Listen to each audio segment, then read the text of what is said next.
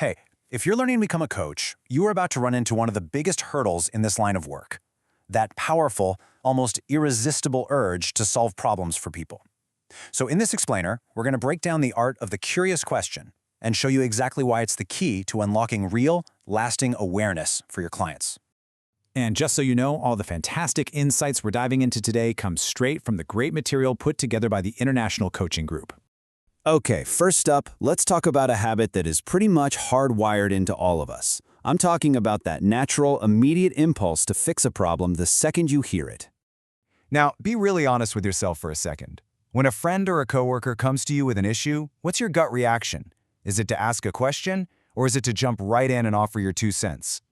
You know, if your hand shot up for telling, don't worry, you are in very good company. That's the default setting for most humans. We hear a problem, we run it through our own life experiences, and we immediately serve up what we think is the answer. It comes from a good place, of course, but in coaching, it is the very first habit we have to unlearn. This slide just lays it out so clearly. Over on the left, you've got the telling impulse. It's all about us, right? Our solutions, our opinions, our experiences.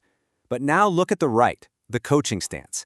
See how the focus shifts? It moves from giving answers to asking questions, from sharing our experience to exploring their wisdom. It's the difference between saying, you should just talk to your boss, and asking, what's the ideal outcome you're looking for here? That right there, that's the whole game. So, how do we actually make that pivot? Well, it's not just about learning a few new phrases. It's a fundamental mindset shift. It's all about adopting what we call the coach approach. Oh, this quote just nails it. Step out of our own knowing. You've got to consciously, deliberately set aside the belief that you have the right answer. Your job is not to show up with a gold nugget. Your job is to hand them a shovel, the curious questions, so they can dig for their own goal. This means you have to let go of that expert hat and put on your explorer hat. You're not the tour guide leading them to your favorite spot. You're more like a co-adventurer, exploring their inner world with them to discover places they didn't even know were on the map. And, if you're going to be an explorer, you need some good tools for discovery. In coaching, your single most powerful tool is the artful, curious question. So this is our key definition. A curious question isn't just about gathering information. It's really an invitation. It invites the client to hit pause, to genuinely listen to themselves, and to peek over the wall of their current situation. That's how they find brand new ideas.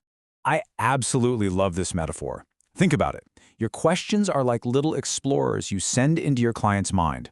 They can venture into territories the client might have ignored or even been a little afraid to go into, and they come back with a map of what's really there.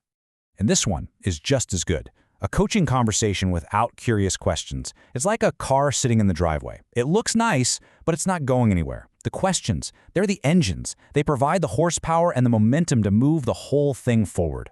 Okay, so why does all this matter so much? What's the big payoff?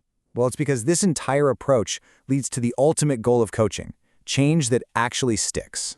This flow here is the heart of the whole process. See, it starts with you, the coach, asking one of those powerful questions. That prompts the client to stop and really truly listen to their own inner voice. Out of that listening, that's where the aha moment comes from, the new insight. And because they found it, their commitment to act on it is real, it's genuine, and it's sustainable. And this, right here, is the magic. When someone just hands you a solution, it feels borrowed. But when you unearth it yourself, you own it.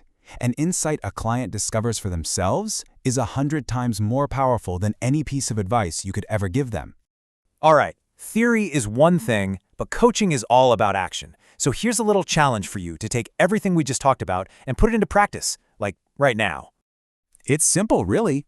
First, just adopt that mindset. You're an explorer, not an expert. Second, practice this everywhere, not just in your paid coaching sessions. Try it with your partner, your friends. Stretch that curiosity muscle. And finally, be intentional. Really pay attention to the questions you're asking this week. It's time to tune up those coaching engines. So we'll leave you with this final thought. Don't wait for your next client meeting. Think about your very next conversation. How will you intentionally practice asking before telling just for today? Because that small shift, that's where the journey to becoming a truly great coach really begins.